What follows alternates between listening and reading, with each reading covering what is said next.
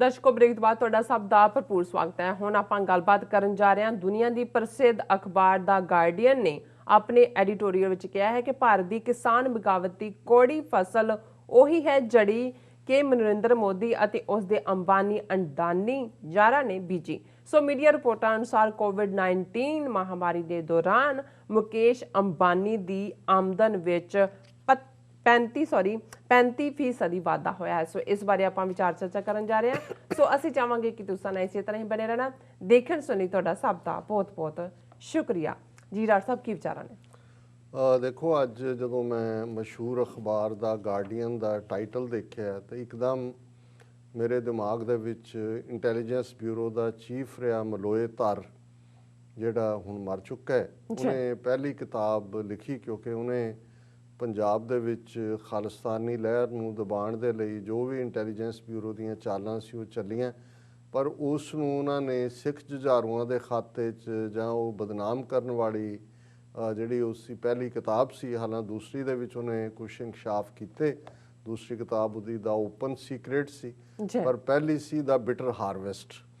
ਔਰ ਉਹਨੂੰ ਐਂਟਾਈ ਸਿੱਖ ਜਿਹੜੇ ਕੁਛ ਪੰਜਾਬੀ ਪਬਲੀਕੇਸ਼ਨਸ ਵੀ ਨੇ ਉਹਨਾਂ ਨੇ ਕੌੜੀ ਫਸਲ ਦੇ ਨਾਂ ਥੱਲੇ ਉਸ ਦੀ ਟਰਾਂਸਲੇਸ਼ਨ ਕਰਕੇ ਅਨੁਵਾਦ ਕਰਕੇ ਵੀ ਛਾਪਿਆ। ਪਰ ਅੱਜ ਜਦੋਂ ਮੈਂ ਗਾਰਡੀਅਨ ਅਖਬਾਰ ਦਾ ਇਹ फार्मर एजुटेशन के हवाले नाल पर कुल मिला के भारत दीयां नीतियां और फिर ऑक्सफैम की जिहड़ी रिपोर्ट है इनइक्वालिटी वायरस रिपोर्ट कि किवें जदों असीं ये कहंदे हैं कि भाई ये जिहड़ा सारा ही हिंदूत्वा दा काम है, अज अबानी अंडानी और अंबानी अडानी पतंजलि ये मोदी दे यार, मोदी दे 3 बांदर और बांदरां दा यार अगों बांदर, ये किवें एक पासे इन्हां दा हिंदुत्वा एजेंडा उस दे लई खुला पैसा मुहैया करवाया होया, लेकिन ये किवें यही नहीं सारे कोई नीरव मोदी, कोई ललित मोदी, कोई मलाया, कोई दूजे तीजे अमित शाह दा मुंडा किवें ये लुट भी रहे ने दो हत्थी।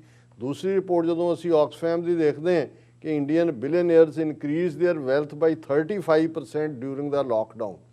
हुण जदों ये बार बार कहता है कि आपदा में अफसर ढूंढो कि कोविड-19 च अफसर तो ढूंढ लिया कि 35% का वाधा जिहड़ी मल्टी बिलियनर जिहड़ा उन्होंने बना दिता। पर उहदी गल करन तो पहला ये जिहड़ा एडिटोरीअल है गार्डियन का बड़ा बैलेंस्ड है।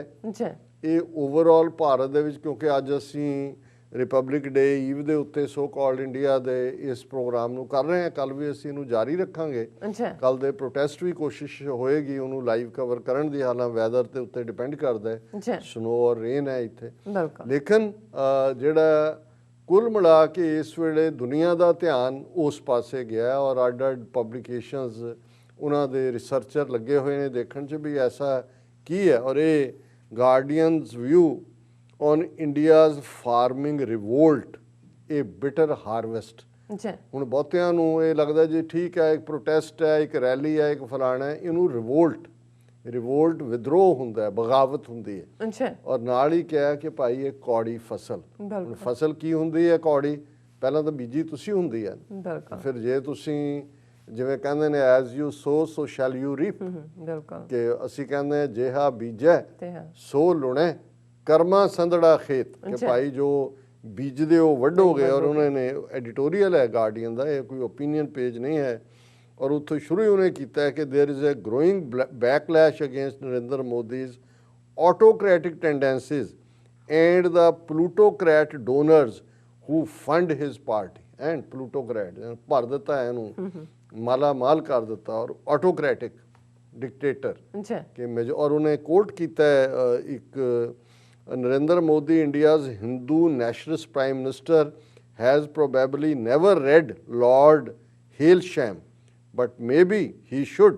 वो पढ़े इनू लॉर्ड हेलशैम ने, फिर उन्हें कोट किया the former lord chancellors 1976 BBC lecture contains perhaps the most penetrating assessment of parliamentary democracy which India is its largest version। के इन्हें हेलशैम ने 1976 च BBC के एक लैक्चर ये कहा सी कि पार्लीमेंटरी डेमोक्रेसीज किवें इन्हां दा की फेट हो सकता है, जिस Lord Hailsham's argument carries a constitutional lesson at an opportune moment for Mr Modi ਦਾ ਕੰਜ਼ਰਵੇਟਿਵ ਪੀਅਰ ਵਾਂਟ, ਇਹ ਜਿਹੜਾ ਹੇਲਸਟਾਰਮ ਸੀ ਇਹ ਵੀ ਇਸੇ ਤਰ੍ਹਾਂ ਦਾ ਹੀ ਕੰਜ਼ਰਵੇਟਿਵ ਜਿਵੇਂ ਦਾ ਮੋਦੀ ਹੈ ਜਾਂ ਜਿਵੇਂ ਦਾ ਇੱਥੋਂ ਟਰੰਪ ਹੋ ਕੇ ਗਿਆ ਹੈ, warned that Britain risked becoming an elective dictatorship. A government's parliamentary majority is merely tempered by political realities and MPs' consciences. Only a revolution, bloody or peacefully contrived, can put an end to the situation. ਹੁਣ ਤੱਕ ਤਾਂ ਅਸੀਂ dictatorship ਸੁਣਦੇ ਹਾਂ ਜੀ, Hitler ਹੈ, ਮਸੋਲਨੀ ਹੈ, ਉਹਨਾਂ ਨੇ ਕੀ ਕੀਤਾ ਹੈ, ਜਾਂ ਸਟਾਲਿਨ ਹੈ। ਲੇਕਿਨ ਇਹ ਜਿਹੜਾ ਕੰਜ਼ਰਵੇਟਿਵ ਉਹਨਾਂ ਦਾ ਲਾਰਡ ਹੈ, ਪੀਅਰ ਹੈ, ਉਹ ਕਹਿ ਰਿਹਾ ਹੇਲ ਸ਼ੈਮ ਕਿ ਭਾਈ ਇਹ ਜਿਹੜੀ ਹੈ ਇਲੈਕਟਿਵ ਡਿਕਟੇਟਰਸ਼ਿਪ ਅੱਜ ਜੋ ਮੋਦੀ ਕਰ ਰਿਹਾ ਐਗਜ਼ੈਕਟਲੀ ਇਹ ਹੈ ਵੀ ਆਇਆ ਇਲੈਕਟ ਹੋ ਕੇ ਹੈ। ਵੈਸੇ ਤਾਂ ਹਿਟਲਰ ਵੀ ਇਲੈਕਟਿਵ ਡਿਕਟੇਟਰ ਹੀ ਸੀ, ਪਰ ਉਹ ਭੁੱਲ ਗਿਆ ਕਿਉਂਕਿ ਨਾਜ਼ੀ ਆਈਡੀਓਲੋਜੀ ਇੰਨੀ ਕੁ ਡੋਮੀਨੇਟ ਕਰਦੀ ਹੈ ਕਿ ਲੋਕਾਂ ਨੂੰ ਭੁੱਲ ਗਿਆ ਕਿ ਹਿਟਲਰ ਨੇ ਕੋਈ ਮਿਲਟਰੀ ਕੂ ਨਹੀਂ ਸੀ ਕੀਤਾ। ਹੁਣ ਇਹ ਕਹਿ ਰਿਹਾ ਹੈ ਕਿ ਭਾਈ ਇਹ ਜਦੋਂ ਪੋਲੀਟੀਕਲ ਰਿਐਲਿਟੀਜ਼, ਜਦੋਂ ਮੈਜੋਰਿਟੀ ਨੂੰ ਤੁਸੀਂ ਖੁਸ਼ ਕਰਨ ਤੇ ਲੱਗੋਗੇ ਤੇ ਜਿਹੜਾ ਤੁਸੀਂ ਬਣ ਗਏ ਚੁਣਦੇ ਹੋ ਉਹ ਤਾਂ ਫਿਰ ਡਿਕਟੇਟਰ ਹੋਏਗਾ। ਫਿਰ ਉਹਨੇ ਕਿਹਾ ਵੀ ਜਦੋਂ ਉਹ ਹਾਲਤ ਬਣ ਜਾਂਦੀ ਹੈ ਫਿਰ ਕੋਈ ਵੀ ਰੈਵੋਲੂਸ਼ਨ, ਉਹ ਬਲੱਡੀ ਹੈ ਜਾਂ ਪੀਸਫੁਲ ਹੈ, ਮੈਟਰ ਨਹੀਂ ਕਰਦਾ, ਉਹੀ ਇਸ ਕਿਸਮ ਦੀ ਸਿਚੁਏਸ਼ਨ ਨੂੰ ਐਂਡ ਕਰ ਸਕਦਾ।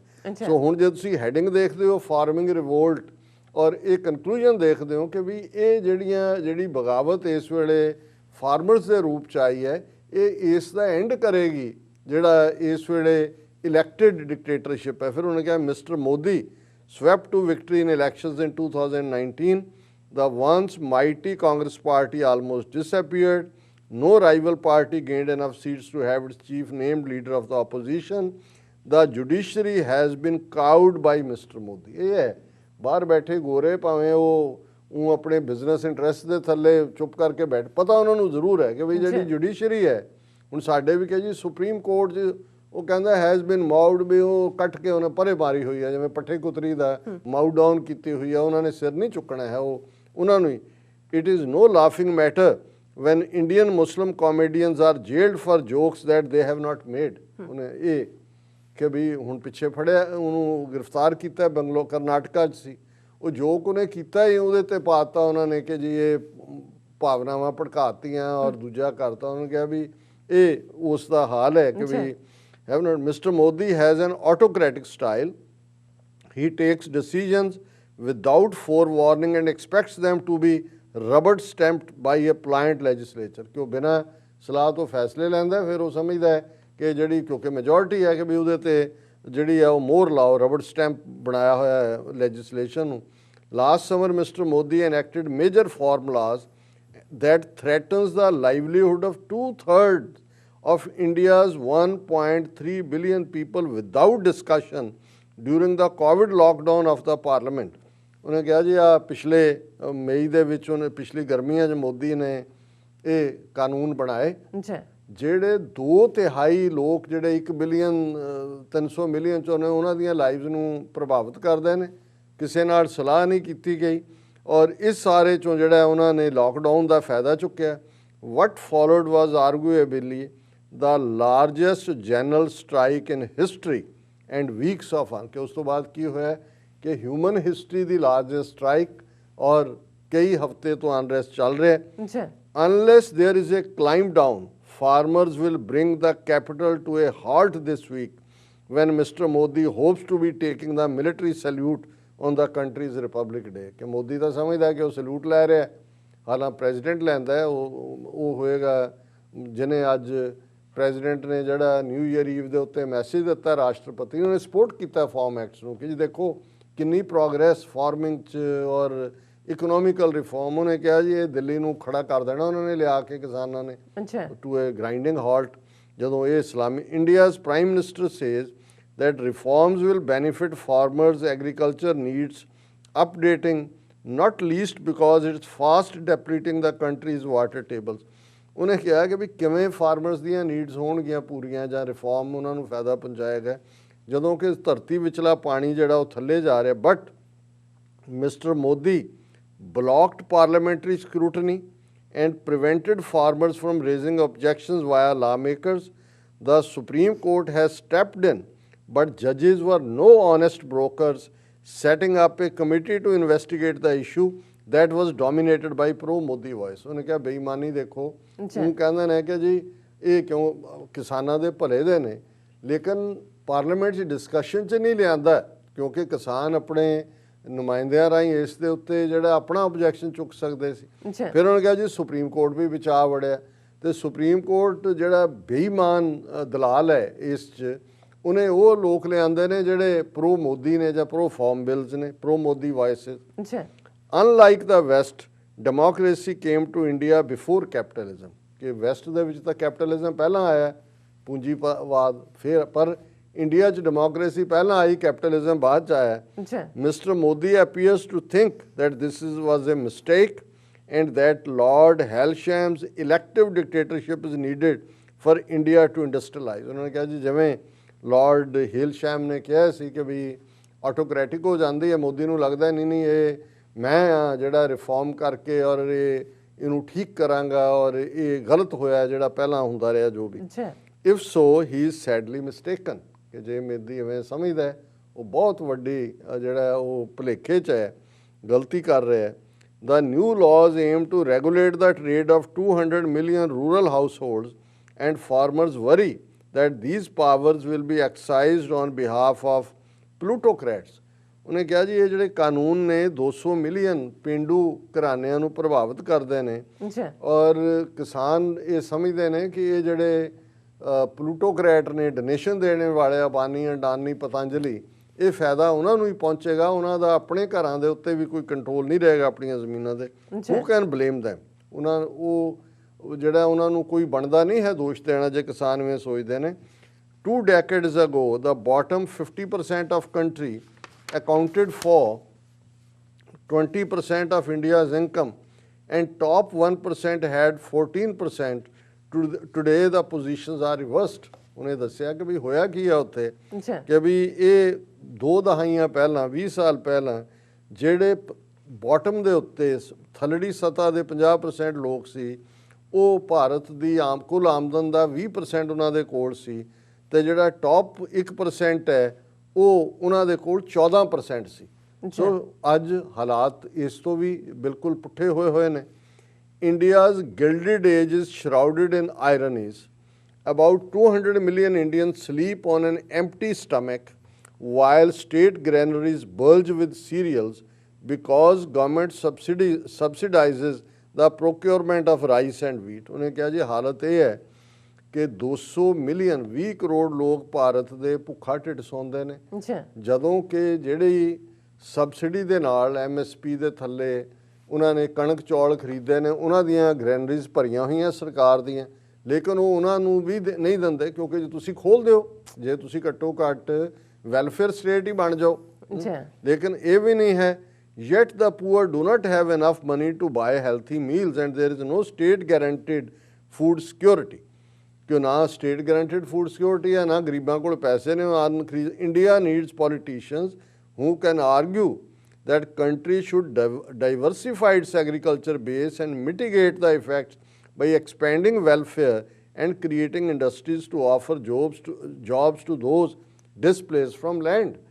ਕਿ ਜਿਨ੍ਹਾਂ ਤੋਂ ਤੁਸੀਂ ਜ਼ਮੀਨ ਖੋਹ ਰਹੇ ਹੋ, ਕੋਈ ਤੁਹਾਡੇ ਲੀਡਰ ਇਮਾਨਦਾਰੀ ਨਾਲ, ਠੀਕ ਹੈ ਡਾਈਵਰਸੀਫਾਈ ਵੀ ਹੋਏ ਕ੍ਰੌਪ, ਲੋਕਾਂ ਨੂੰ ਜੌਬ ਮਿਲਣ, ਔਰ ਉਹਨਾਂ ਤੱਕ ਉਹਨਾਂ ਦੀ ਬਾਇੰਗ ਪਾਵਰ, ਵੈਲਫੇਅਰ। ਹੁਣ ਇਹਨਾਂ ਮੁਲਕਾਂ ਦੇ ਵਿੱਚ ਕੋਈ ਘੱਟੋ ਘੱਟ ਭੁੱਖਾ ਤਾਂ ਨਹੀਂ ਸੌਂਦਾ, ਜੇ NGOs ਆ ਜਾਂਦੀਆਂ ਨੇ ਉੱਥੇ ਤਾਂ ਸਿਸਟਮ ਹੀ ਕੋਈ ਨਹੀਂ ਹੈ। ਔਰ ਕੰਕਲੂਜਨ 'ਚ ਨੇ ਕਿਹਾ ਗਾਰਡੀਅਨ ਨੇ, this requires a government interested in ordinary people, not just corporate profits that disproportionately fund Mr. Modi's party। ਕਿ ਇਹ ਤਬਦੀਲੀ ਤਾਂ ਹੋ ਸਕਦੀ ਹੈ ਕਿ ਉਹ ਲੋਕ ਸੱਤਾ 'ਚ ਹੋਣ ਜਿਹੜੇ ਲੋਕਾਂ ਦਾ ਫਿਕਰ ਕਰਦੇ ਨੇ, ਬਿਲਕੁਲ, ਜਿਨ੍ਹਾਂ ਨੇ ਜਿਹੜੇ ਡੋਨੇਸ਼ਨ ਦੇਣ ਵਾਲੇ ਕਾਰਪੋਰੇਟ ਅਮੀਰ ਘਰਾਣੇ ਨੇ, ਅਬਾਨੀ, ਅਡਾਨੀ ਔਰ ਪਤੰਜਲੀ, ਉਹਨਾਂ ਨੇ ਤਾਂ ਭਲਾ ਨਹੀਂ ਕਰਨਾ, ਉਹ ਤਾਂ ਕਾਰਪੋਰੇਟ ਸੈਕਟਰ ਦਾ ਹੀ ਭਲਾ ਕਰਨਗੇ। If those left behind by economic change conclude that those in power are not bothered about their plight or have rigged the system in favor of better off, there will be trouble। ਕਿ ਜਦੋਂ ਹੁਣ ਥੱਲੜੇ ਨੇ ਜਿਨ੍ਹਾਂ ਨੂੰ ਤੁਸੀਂ have ਨਾਟ ਬਣਾ ਦਿੱਤਾ ਹੈ ਜਾਂ ਅੱਗੋਂ ਬਣਾਉਣਾ ਹੈ, ਉਹਨਾਂ ਨੂੰ ਲੱਗਦਾ ਹੈ ਕਿ ਵੀ ਇਹ ਤੁਸੀਂ ਉਹਨਾਂ ਦਾ ਭਲਾ ਨਹੀਂ ਕਰਨਾ, ਉਹਨਾਂ ਤੋਂ ਬਾਕੀ ਵੀ ਖੋਹਣਾ ਹੈ, ਫਿਰ ਔਖੇ ਦਿਨ ਸਾਹਮਣੇ ਨੇ। ਅੱਛਾ Under pressure from his ideological evangelists, Mr. Modi offered to defer his reforms ਕਿ ਬਈ ਹੁਣ ਪ੍ਰੈਸ਼ਰ ਪਿਆ ਔਰ ਉਹਨਾਂ ਨੂੰ ਲੱਗਦਾ ਹੈ ਕਿ ਵੀ ਉਹਨੂੰ ਰਿਫਾਰਮਸ ਨੂੰ ਜਿਵੇਂ ਸਸਪੈਂਡ ਕੀਤਾ, this is not enough. Garden ਕਹਿੰਦਾ ਇਹ ਕਾਫੀ ਨਹੀਂ ਹੈ। ਕਾਫੀ ਨਹੀਂ। He should return in less preemptory fashion with fresh proposals to parliament that can be properly scrutinized। ਮਤਲਬ ਇਹ ਕਹਿਣਾ ਚਾਹੁੰਦਾ ਵੀ ਖਤਮ ਕਰੋ ਇਹਨਾਂ ਕਾਨੂੰਨਾਂ ਨੂੰ, ਨਵੀਆਂ ਪ੍ਰਪੋਜ਼ਲਸ ਲਿਆਓ, ਤਬਦੀਲੀ ਤਾਂ ਚਾਹੀਦੀ ਹੈ, ਅੱਛਾ ਉਹਨੂੰ ਡਿਸਕਸ ਕਰੋ। ਇਹੀ ਕਿਸਾਨ ਕਹਿੰਦੇ ਨੇ ਕਿ ਭਾਈ ਇਹਨਾਂ ਨੂੰ ਖਤਮ ਕਰੋ, ਫਿਰ ਸਾਡੇ ਨਾਲ ਡਿਸਕਸ ਕਰੋ, ਨਵੇਂ ਲਾਅ ਬਣਾਓ, ਅਸੀਂ ਉਹਦਾ ਹਿੱਸਾ ਹੋਵਾਂਗੇ। Sceptics need convincing with words not threats ਕਿ ਜਿਨ੍ਹਾਂ ਨੇ ਸਵਾਲ ਚੁੱਕੇ ਨੇ ਕਿਸਾਨਾਂ ਨੇ, ਉਹਨਾਂ ਨੂੰ ਤੁਸੀਂ ਧਮਕੀਆਂ ਨਾਲ ਸਾਇਲੈਂਟ ਕਰਨ ਦੀ ਕੋਸ਼ਿਸ਼ ਨਾ ਕਰੋ। ਅੱਛਾ ਉਹਨਾਂ ਨੂੰ ਜਿਹੜਾ ਉਹਨਾਂ ਨੂੰ ਕਨਵਿੰਸ, ਉਹ ਲਫ਼ਜ਼ਾਂ ਨਾਲ ਨਹੀਂ ਕਨਵਿੰਸ ਹੋਣਗੇ, ਐਕਟ ਕਰੋ। If he wants to succeed, Mr. Modi must show he can be more democrat than autocrat। ਕਿ ਇਸ ਵੇਲੇ ਤਾਂ ਉਹ ਡਿਕਟੇਟਰ ਆਟੋਕਰੈਟ ਬਣਿਆ ਹੋਇਆ, ਉਹ ਸਾਬਤ ਕਰੇ ਕਿ ਬਈ ਉਹ ਡੈਮੋਕਰੈਟ ਹੈ। ਸੋ ਮੈਂ ਸਮਝਦਾ ਵੀ ਇਹ ਉਹਨੇ ਗਾਰਡੀਅਨ ਨੇ ਪੂਰਾ ਜਸਟ ਕੱਢ ਕੇ ਰੱਖ ਦਿੱਤਾ ਕਿ ਬਈ ਕੀ ਹੈ।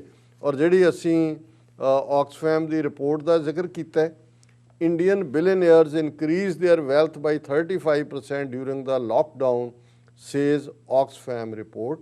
ਔਰ ਇਹ ਮੁਕੇਸ਼ ਅੰਬਾਨੀ ਨੇ ਇਸ ਪੀਰੀਅਡ 'ਚ ਹੀ was earning 90 crore an hour during the pandemic, ਕਿ ਉਹਦਾ ਜਿਹੜਾ ਪੈਸਾ ਹੈ ਉਹਦੇ 'ਚ 90 ਕਰੋੜ ਦਾ ਹਰ ਘੰਟੇ ਬਾਅਦ ਵਾਧਾ ਹੋ ਰਿਹਾ ਸੀ। ਅੱਛਾ ਜਦੋਂ ਕਿ when around 24% of people in India were earning under 3000 rupees a month, it says ਕਿ ਵੀ 24% ਭਾਰਤ ਦੇ ਲੋਕ 1/4 ਪਾਪੂਲੇਸ਼ਨ, ਅੱਛਾ ਉਹ 3000 ਰੁਪਈਆ ਮਹੀਨੇ ਤੋਂ ਵੀ ਘੱਟ ਕਮਾਉਂਦੇ ਨੇ।